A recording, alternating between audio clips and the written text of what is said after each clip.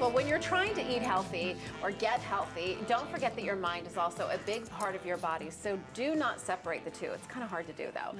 Here to help us learn about our brains and how they can sabotage weight loss is Dr. Sylvia Gearing. Hello. Hello. How are you? Good to see you. Thank this is you. a topic that I feel like we could take the entire show and talk about this because for men too, but especially for women, we do set up certain roadblocks in our minds when it comes to getting healthy, don't we? We absolutely do, and it begins with that self-loathing and shame that so many of us have when we see that we've gained weight, or when we have a body image that doesn't measure up to what we think it should. And remember this, we are inundated by images of perfect women everywhere. Who are photoshopped tremendously. Tremendously. Or they have lifestyles that we could never live. I mean, I can't work out six hours in the gym every day, right? So it creates that gap between our reality and how they look.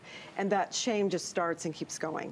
What are the most common roadblocks that when you see people in your practice? What's the most common mental roadblock? The number one thing is hopelessness. I don't think I can change. I've been at this for a long time. I don't know what's wrong. I'm capable in other areas of my life, but I can't conquer this particular area with regulating my food.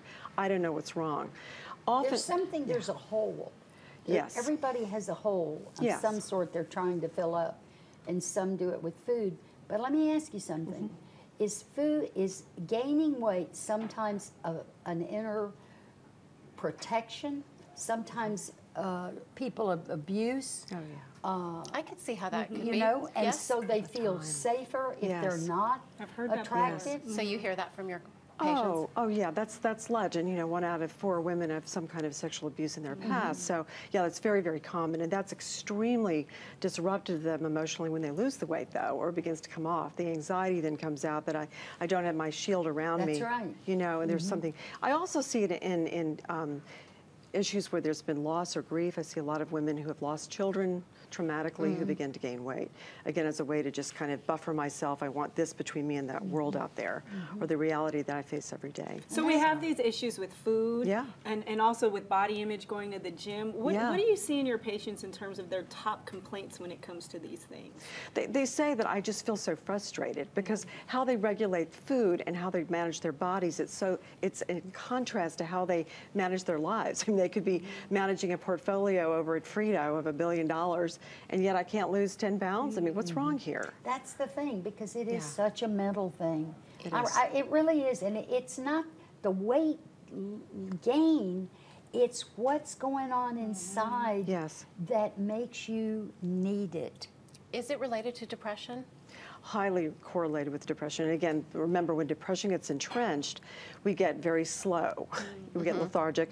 We don't engage in the activities that could get us out there and interacting with other people. We isolate and we sit on the couch. Do you subscribe to the thought that depression is anger turned inward? I think in some cases it can be, definitely. You know, with men we see it turned outward. They tend to show their depression through anger primarily. But it is a highly infectious, entrenched disorder that can really slow your life down, and then the weight comes on, and then the cycle starts. So you health issues. Oh yes, and then you feel again more helpless, more hopeless about ever getting the weight off, and it just cycles around. What so about you eat more. Your male clients? Yes. Is it the same with them? I mean, you talk about depression, sort of the way we act it out being different between men and women sometimes. Is it different with the weight roadblocks as well? Oh, absolutely. What we are seeing in the last 10 years, because I'm a very old psychologist, is that men are developing eating disorders at record pace now. So we're seeing a lot of men coming in with body dysmorphia, which is that discontent with how they look. Brian Cuban on the show. Wrote a book about that. Seriously. Yeah, very, very typical. And again, going back, Susie, what you're saying, it's depression. Oftentimes there's underlying depression. And so there's no pill for anger turned inward, No. only forgiveness.